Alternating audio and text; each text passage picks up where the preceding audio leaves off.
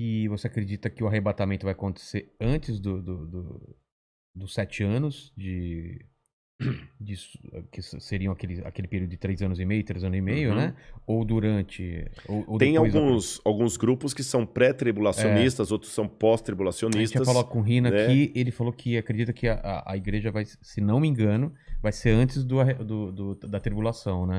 Eu acredito que a igreja passará pela grande tribulação, Vivenciando? vivenciando. Eu acredito que Ah, sim. é? Por várias razões. A primeira delas, você sabe que toda a doutrina de arrebatamento da igreja, dispensacionalismo, Arrebatamento, pro pessoal que não tá acostumado, como você explicaria? tá, eu vou resumir o que é o arrebatamento. Tá. Vocês já ouviram falar, pessoal, aqui num filme chamado Deixados para Trás, de Tim LaHaye? Eu vi, mas eu não Left sei. Behind, né?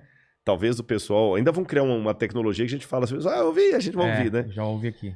O pessoal... Esse filme mostra mais ou menos essa ideia. A ideia do arrebatamento é que o anticristo será um líder mundial, carismático, e quando ele começar a dominar a Terra, um pouco antes dele exercer sua hegemonia, a igreja vai começar a desaparecer.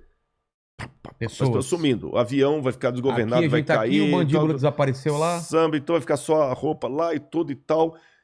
Aqueles que estudam a profecia vão entender que ali foi a igreja que foi arrebatada.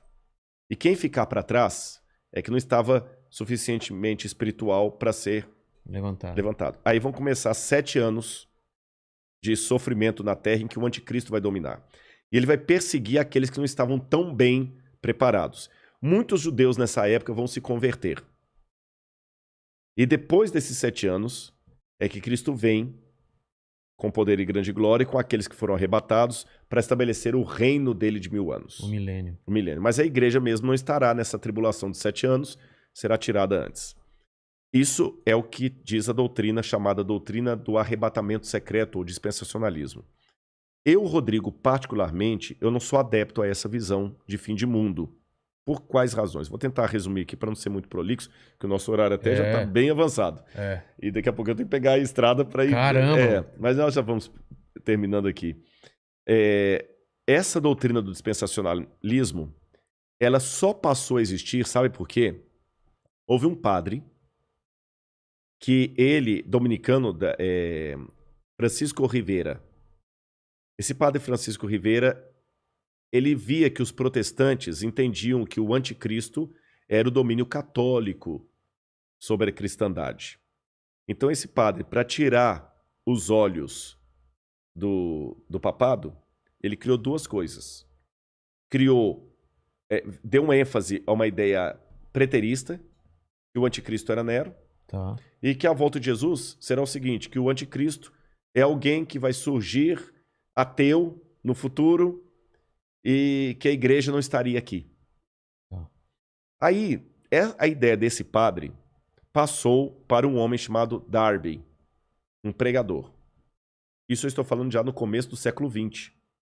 Darby começou a pregar aquilo, começou a empolgar, começou a dar mais ênfase, sistematizou tudo isso que eu estou falando. Aí veio, depois de Darby, veio Scofield e criou a Bíblia Anotada de Scofield, que se tornou a Bíblia de todos os protestantes.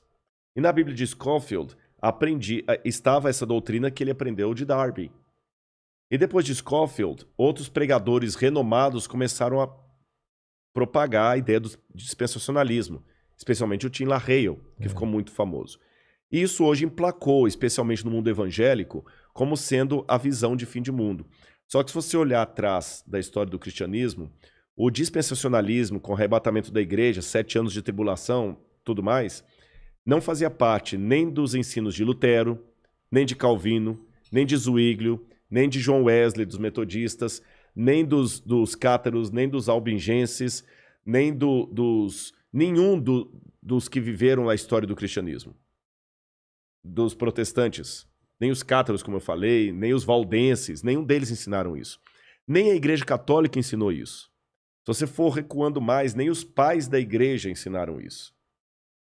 Então, se fosse uma doutrina verdadeira, a gente tinha que admitir que é uma doutrina que ficou por 2000 anos. Vigente? Não, nem vigente.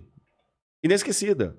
ignorada. Ignorada. Porque em 2000 anos de cristianismo... Você falando dessa visão que foram os romanos Não, essa visão do anticristo como sendo alguém que vai vir, os 7 anos, a igreja arrebatada antes. Essa visão.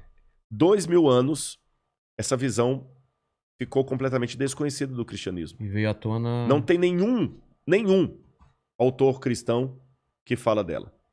Começou com Francisco Rivera, padre, e depois Darby e Hal Lindsey também, que vai vir depois de Hal Lindsey com Tim LaHaye, que vão propagar isso aí. E espalhou no mundo gospel.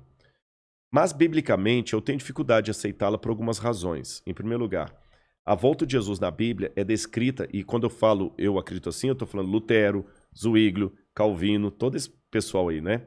Ela será com poder e grande glória. Todo olho o verá.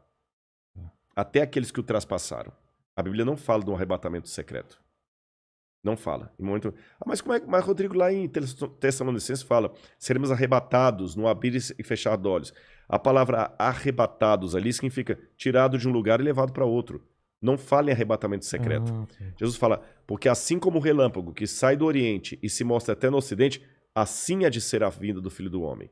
Então não é uma coisa secreta. Com essas coisas em mente, outro detalhe, o Apocalipse fala que Deus guardará o povo dele na aprovação que há de vir. Algumas traduções falam da aprovação, guardará em meio à aprovação. Tá certo? A Arca de Noé, que é tomada por modelo de muitos, até em Jesus também, que fala, assim como foi nos dias do dilúvio, será na vinda do Filho do Homem, a família de Noé que foi salva, ela foi protegida do dilúvio, mas não retirada do dilúvio. Foi ela protegida, mas passou pelo dilúvio. Então, com esses e outros elementos, que eu precisaria de mais tempo para decidir, mas eu entendi a visão. Eu acredito que Jesus vai voltar com poder e grande glória depois do período da grande tribulação. A grande tribulação antecipa a volta de Jesus, porque Mateus fala, logo em seguida, a tribulação daqueles dias, fala da Idade Média, o sol escurecerá, a lua dará sua claridade, etc, etc, etc, etc. E depois Daniel fala também que haveria um grande tempo de angústia, o qual nunca houve. Aí vem a vinda de Cristo. Tá certo? E nesse tempo de angústia, o qual nunca houve, o povo de Deus vai ser perseguido pelo anticristo e pelos que aderirem ao anticristo. Eu não sei se eu estarei vivo nessa época, mas se eu estiver, eu peço a Deus que eu fique firme ao lado de Deus e você também. Amém. E a volta de Cristo é aquela esperança que acalenta o nosso coração. Está perto. Eu não posso dizer quão perto, mas está próxima. Você diz nossa geração. Nossa geração. Caramba. A única coisa que eu digo para não ficar marcando data é só uma atenção, e essa aqui é para quem é crente. Às vezes Deus tem profeticamente o tempo de cumprir uma coisa, mas por causa da rebeldia do povo dele, a promessa se estende e atrasa. Vou dar um exemplo. Quando o povo de Israel saiu do Egito...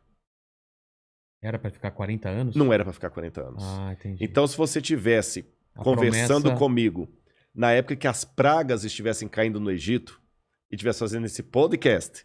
E aí? Lá em Memphis, exatamente, e me perguntaram assim, Rodrigo, na sua opinião, a libertação do povo hebreu está próxima? Eu falo assim, olha, pelo que eu estou vendo dos indícios, o rio Nilo se tornando em sangue, os animais morrendo, está muito próxima a libertação do povo de Deus. E de fato estava, tanto é que na Páscoa eles saíram. Só que eles saíram do Egito, mas o Egito não saiu deles. Resultado, ficaram 40 anos morgando no deserto.